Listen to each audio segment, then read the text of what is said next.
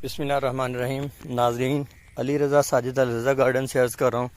ये Australian red centre lime है और माशाल्लाह बड़ा बेहतरीन पौधा, सेहतमंद पौधा। इसकी एज 2 साल हो चुकी है।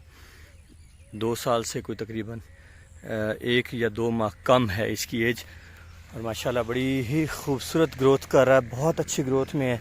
तो आपके सामने ऑस्ट्रेलियन रेड सेंटर लाइम का ये पौधा है, अल रज़ा गार्डन पर दस्तयाब है। ये इसके प्लांट्स आपको वीडियो में आगे नज़र आ रहे हैं, तो आप इसके प्लांट्स लेने के लिए मुझसे रब्ता कर सकते हैं।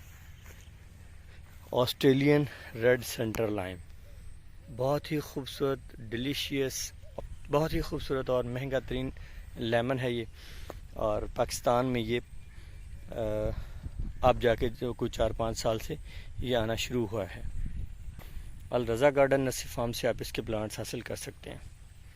Australian red centre lemon, Australian red finger lemon के भी आप प्लांट्स हासिल कर सकते हैं।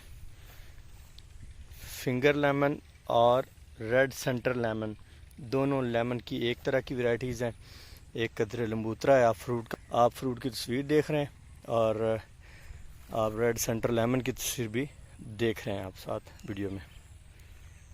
बहुत शुक्रिया।